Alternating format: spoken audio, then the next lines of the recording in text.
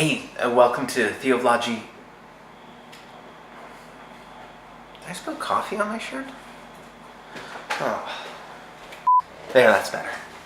So, one of the channels I sub to is called The Nerd Writer. And if you're not familiar with his channel, he does great video essays on film and art and culture. But where my interest really lies with his channel is in communication and storytelling.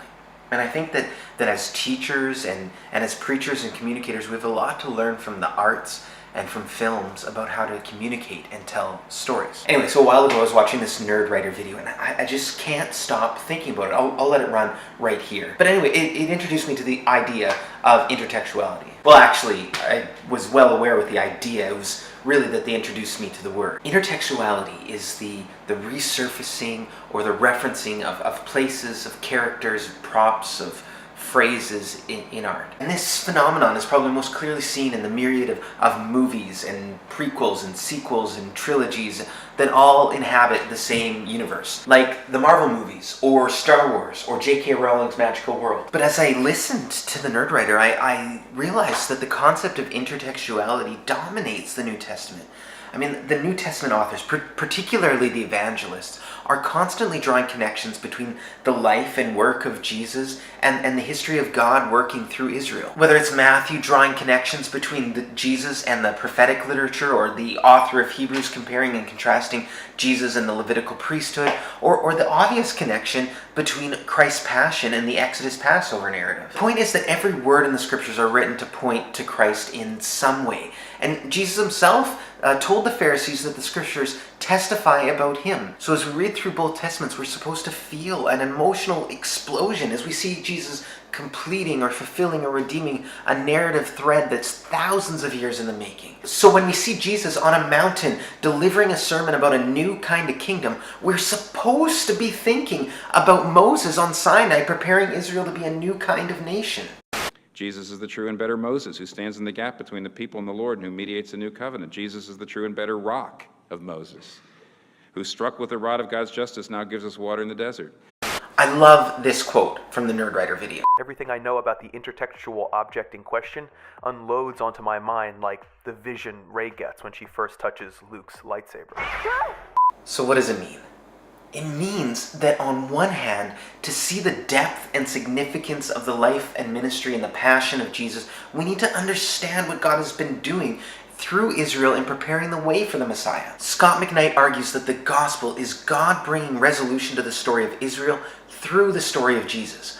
So that to understand the story of Jesus, we need to understand the story of Israel. To read the New Testament, we also have to read the Old. But on the other hand, to see the fulfillment and the completion of the longings and the paradoxes of Israel, we have to look to Jesus. Tim Keller, for one, is great at pointing out intercanonical themes that run through the scriptures. Themes like the kingdom and the reign of God, or the temple and the proximity of God. Themes like the tension between God's justice and his subsequent need to punish sin, and his mercy and his subsequent desire to forgive. The story of Israel raises these themes, but it doesn't finish them. Each one of them runs through the life, the teaching, the ministry, the death, the resurrection of Jesus. And without that, they don't make any sense. To put it another way, to read the Old Testament, we also have to be reading the New.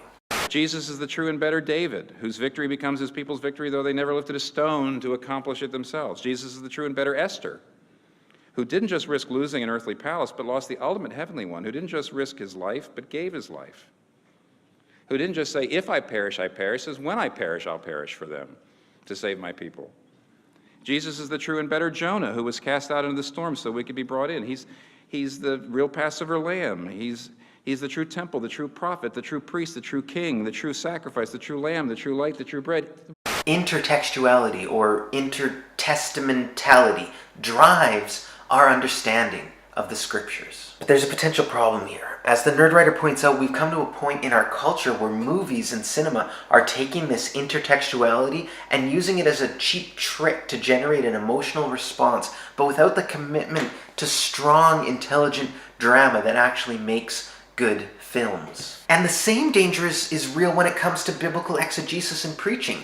If we rush to show the connections without really entering into the text, it might preach well for a moment, but it ultimately won't accomplish anything. So yes, I agree that every line, every character, every narrative arc points us to Jesus. Every story, as Sally Lloyd-Jones said, whispers his name. But if we enter our exegesis just looking for that fast track to Jesus, if our reading of the Old Testament is more akin to a Where's Waldo for the Messiah than an entering into God's relationship with his people, then our exegesis is going to fail. If the point of our reading, if the point of our sermons is just find the hidden Jesus, then we're not feeding people meat.